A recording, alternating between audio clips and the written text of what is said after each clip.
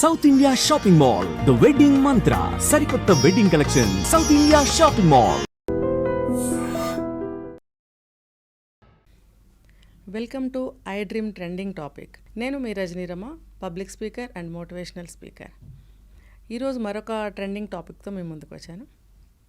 ఇప్పుడు అందరికీ తెలిసిందే, మంగ్లీ సింగర్ మంగ్లీ అంటే ఇష్టం లేని వాళ్ళు ఎవరు ఉండరు. నాకైతే చాలా ఇష్టం. రాములో రాములో సాంగ్, ఆమె తీసిన రాగం అనేది అసలు చాలా బాగుంటుంది. అది ఆమె ఏ పాట పాడినా కూడా అందరూ కూడా ఫిదా అయిపోతూ ఉంటారు కదా. సరే, మరి ఒక మనిషి అన్న తర్వాత తెలుసో తెలియకో పొరపాట్లు జరుగుతూ ఉంటాయి. తప్పు వేరు, పొరపాటు వేరు కదా. మరి ఒక మనిషి పొరపాటు జరిగితే ఎందుకు మన సమాజంలో వాళ్ళందరూ కూడా తలోక వైపు నుంచి ఆమెను లాగాలని ప్రయత్నిస్తారు కిందకి. అయితే మనకి డే 1లో వచ్చిన సమాచారం వేరు, ఓకే, ఇప్పుడు వస్తున్న సమాచారం వేరు. ఏ కేసు అయినా తీసుకుంటే ఇన్వెస్టిగేషన్ చేసే కొద్దీ దాని విషయాలు ఇంకా అప్డేట్స్ తెలుస్తూ ఉంటాయన్నమాట మనకి. ప్రస్తుతం అయితే మంగ్లీ గారు చెప్పినటువంటి విషయం ఏంటంటే, నాకు నిజంగా అందులో ఉన్నటువంటి కొన్ని విషయాలు తెలియవు. అవేమిటి అంటే, ఇప్పుడు ఒక ఫారిన్ లిక్కర్సే కానీ, డీజేలే కానీ ఇలాంటి అభ్యంతరకరమైన విషయాలు పెట్టుకోవడం వలన అది పర్మిషన్ తీసుకోవాలి, తీసుకోకుండా చేయకూడదు అనేటువంటి అభ్యంతరాలు నాకు తెలియలేదు. తప్పయింది, సారీ అని పాపం ఆవిడ చెప్పినప్పుడు బాధ అనిపించింది. ఎందుకనంటే ఎంత ఒక స్థాయికి వెళ్ళినా అమ్మాయిలకి అనేది కొన్ని విషయాల్లో ఎక్కడో పొరపాట్లు జరుగుతూ ఉంటాయి. అయితే మన వాళ్ళు అందుకే ఉంటారు కదా, లాగి లాగి లాగి బయటికి లాగి బాధ పెట్టాలి. అయితే ఇక్కడ తెలిసి చేసినా తెలియక చేసినా కొన్ని విషయాలు ఎలా ఉంటాయంటే, అఫ్కోర్స్ ఒక్కొక్క రీజనల్ కల్చర్స్ వేరే ఉంటాయి. అంటే ప్రాంతీయపు ఆచార వ్యవహారాలు, అలవాట్లు అవన్నీ వేరుగా ఉంటుంటాయి. ఇప్పుడు ఒక్కొక్క వైపు మరి మందు తాగడం అనేది ఒక హ్యాబిట్గా ఉంటుంది. సో వాళ్ళకి పిల్లలు పెద్దలు అందరి ముందు కూడా మందు అరేంజ్ చేయటం అనేది అది వాళ్ళ కల్చర్ కింద వాళ్ళు భావిస్తారు. అయితే అన్ని ప్రాంతాల వాళ్ళు అది ఒప్పుకోకపోవచ్చు. పిల్లలు పాడైపోరా అని. పిల్లలు పాడైపోరా అంటే అది వాళ్ళ కల్చర్ అయినప్పుడు చిన్నప్పటి నుంచి అవి చూస్తూ పెరుగుతూ ఉంటారు. అవి వాళ్ళకి ఒక అంటే చిన్న వయసులో వాళ్ళకి అలవాటు చేయరు. బట్ ఆ కల్చర్ని చూస్తూ పెరిగి సర్టెన్ ఏజ్ వచ్చిన తర్వాత వాళ్ళు కూడా ఆ కల్చర్కి అలవాటు పడాలి అన్నట్టుగా కూడా వాళ్ళ కల్చర్స్ అనేవి ఉంటూ ఉంటాయి.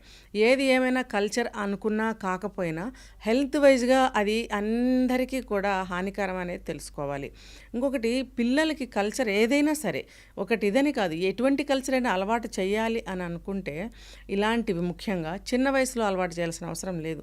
వాళ్ళకి ఒక ఏజ్ వచ్చిన తర్వాతే ఆ కల్చర్లోకి తీసుకెళ్ళటం అనేది మంచి పద్ధతి. అయితే ఇక్కడ ఫ్యామిలీస్కి మనము అరేంజ్ చేసుకుంటున్నాం కదా పార్టీ అని అన్నప్పుడు ఫ్యామిలీస్ వస్తారు, మరి వాళ్ళ పిల్లలు ఉంటారు. మరి అది తెలిసినప్పుడు ఇటువంటివి పెట్టుకోకూడదని కూడా తెలియాలి. పెద్దవాళ్ళైనా ఉంటారు, వాళ్ళైనా చెప్పచ్చు. తర్వాత అంటే ఒక్కొక్కళ్ళు ఏంటంటే, మేము హైఫైస్ కదా, మేము ఇంత హై స్థాయిలో ఉన్నాం కాబట్టి మాకు ఇలాంటివి ఒక ఫ్యాషను, ఒక స్టైలు, మా హోదాకి ఏమంటారు సరిపడా ఉన్నటువంటి అలవాట్లు అనుకోండి, ఆ హోదాకి చిహ్నం అనుకోండి. ఇలాంటి అలవాట్లు ఏదంటే భారీ ఎత్తుల్లో ఫంక్షన్స్ చేసుకోవడము, ఇలా లిక్కర్స్ అని చెప్పి అదని ఇదని ఇంకా ఎటు జెడ్ వాళ్ళు అందులో అరేంజ్మెంట్స్ చేసుకుంటారు. అయితే అది ఎంతవరకు మనకి అవసరము, ఎంతవరకు అది మంచి, ఎంతవరకు పక్కవాడికి అది ఇబ్బంది కలుగుతుంది. ఇప్పుడు చూడండి, అది ఊరు చివరు ఉన్నటువంటి రిసార్ట్స్ అయినా కూడా ఆ చుట్టుపక్కల ప్రాంతాల్లో అర్ధరాత్రి పూట ఎంత సౌండ్స్ వస్తాయి కదా. అట్లీస్ట్ ఇదైనా తెలిసి ఉండాల్సింది. అంటే రూల్స్, పర్మిషన్స్ తీసుకోవాలని తెలియకపోవచ్చు, కానీ మన సౌండ్ వల్ల పక్క వాళ్ళు డిస్టర్బ్ అవుతారనే అట్లీస్ట్ చిన్న విషయం తెలిసి ఉండాల్సింది. ఇంకొకటి ఏంటంటే, అక్కడ గంజాయి పట్టుబడము, లేకపోతే డ్రగ్స్ తీసుకున్నారు అని ఒక పోలీసు వాళ్ళు టెస్టులు చేసినప్పుడు బయటపడింది అని అనటము అని అంటే, ఇప్పుడు చూడండి చాలామంది ఫ్యాషన్గా తీసుకుంటారు చాలా విషయాలు. ఇప్పుడు మేము ఆ ఫంక్షన్కి వెళ్తున్నాం కాబట్టి మా యొక్క స్టైల్, మా బ్రాండ్ చూపించాలి అని అనుకుంటారు కొంతమంది. ఇప్పుడు నవేడేస్ రేవ్ పార్టీస్ వచ్చేసాయి. రేవ్ పార్టీ అంటేనే అందులో అన్నీ ఉంటాయి. అందులో వెళ్ళే వాళ్ళందరూ అలాంటి కేటగిరీకి చెందిన వాళ్ళే ఉంటారు. సో మిగతా వాళ్ళు అలా వచ్చారని అందులో ఉన్నవాళ్ళు అనుకోరు. వచ్చిన వాళ్ళు అందులో ఉన్నవాళ్ళు ఇలా ఉన్నారేంటి అని అనుకోరు. అందరూ ఒకటే కేటగిరీ కాబట్టి అందరూ అలా తీసుకుంటూ అందరూ ఆ కల్చర్కి అలవాటు పడి అలా ఉంటుంటారు. సో అందులో ఉన్న వాళ్ళకి ఏమీ అనిపించదు. కానీ అది బయట సమాజానికి చుట్టుపక్కల ఉన్న వాళ్ళకి చాలా ఇబ్బందికరంగా ఉంటుంది. ఇప్పుడు వాళ్ళు ముందే తీసుకుని వచ్చారా, ఇక్కడికి తీసుకుని వచ్చిన తర్వాత వాళ్ళు తీసుకున్నారనేది మనకు తెలియదు. మన వీడియోస్లో చూసాము, అవేవో సిగరెట్స్, బీడీలు లాంటివి మనకి దొరికాయి. ఎందుకు ఉండాల్సి వచ్చింది మరి? అక్కడ వచ్చిన గెస్టులు తెచ్చుకుని బ్యాగ్స్లో పెట్టి రూమ్స్లో పెట్టుకుంటారా, అది మనకు తెలియదు. అయితే వీళ్ళు అరేంజ్ చేశారా మంగ్లీ వాళ్ళు అని అంటే, నాకు ఆ సీన్ చూసిన తర్వాత ఈవిడెందుకు అరేంజ్ చేస్తుంది అని అనిపించింది. అయితే నేను చెప్పాను కదా, ఫ్యాషన్గా ఫీల్ అవుతారు కొంతమంది. చూడండి, పాత సినిమాల్లో కానీ సినిమాల్లో ఎక్కడైనా కూడా సిగరెట్ కాల్చడం అనేది ఒక పెద్ద హీరోయిజము, ఒక ఫ్యాషన్ కింద చూపిస్తుంటారు. అది ఇంకొంచెం అడ్వాన్స్ అయిపోయి ఈ స్థాయికి వచ్చిందనమాట. సో ఈ డ్రగ్స్ తీసుకోవటము, గంజాయి తీసుకోవటం అనేది కూడా ఒక రాంటి ఫ్యాషన్ కింద ఫీల్ అవుతున్నారా? అందుకని చెప్పి స్పేర్ తెచ్చుకుని పెట్టుకున్నారా? మరి లేకపోతే ఎలా బయటపడ్డాయి? అంత రిచ్ ఏరియాల్లో ఆ బెడ్రూమ్స్లో ఒక బ్యాగ్ అడుగున అవి ఉండాల్సిన అవసరం ఏముంది? సో ఎవరో తెచ్చుకుని అది తీసుకుని ఉంటుంటారు. అందుకనే మన టెస్టుల్లో కూడా బయటపడింది. ఇంకపోతే ఏ బర్త్డే పార్టీ అయినా చూడండి, బర్త్డే పార్టీ అని తెగ ఈ మధ్య చేసుకుంటున్నారు కదా. ఎందుకో నాకు ఈ విషయం మీద అంత నచ్చదండి. అంటే నీకు నచ్చకపోతే మాకే అంటారేమో, ఆఫ్కోర్స్ ఎవరిష్టం వాళ్ళది, వ్యక్తిగతం, చెప్పకూడదు. అయితే మనకి పుట్టినరోజులు అనేవి చిన్నపిల్లలు చేసుకుంటే ముద్దుగా ఉంటుంది. సరే, పెద్దవాళ్ళు కూడా వాళ్ళ స్థాయికి తగ్గట్టుగా, వాళ్ళ సర్కిల్కి తగ్గట్టుగా వాళ్ళు ఫ్యాషన్గా కానీ రిచ్గా కానీ చేసుకోవాలనుకుంటారు. ఇంకొకటి వాళ్ళకి బంధువులందరూ ఒక గ్యాదరింగ్ అప్పుడప్పుడు అవ్వాలి కదా. ఇప్పుడు మంగ్లీ కూడా వాళ్ళ ఫ్యామిలీ ఫ్రెండ్స్ని కానీ వాళ్ళ ఫ్యామిలీ మెంబర్స్ని కానీ దగ్గర వాళ్ళని తను పిలుచుకుంది. ఎక్కువ మినిమం మెంబర్స్నే పిలుచుకున్నారు ఆవిడ కూడా. సో ఏంటంటే ఇక్కడ చెప్పొచ్చు, ఇది సరే మీ ఫ్యామిలీ సభ్యుల ఈ మధ్య తను కూడా చాలా విజయాలు సాధించింది. మేబీ బర్త్డేలు సరిగ్గా చేసుకోలేదేమో. ఓకే, ఒక అమ్మాయి సంతోషంగా ఏర్పాటు చేసింది, బాగుంది, ఎంజాయ్. అయితే ఇందులో తను తీసుకోవాల్సిన జాగ్రత్తలన్నీ తీసుకుని ఉండవలసింది.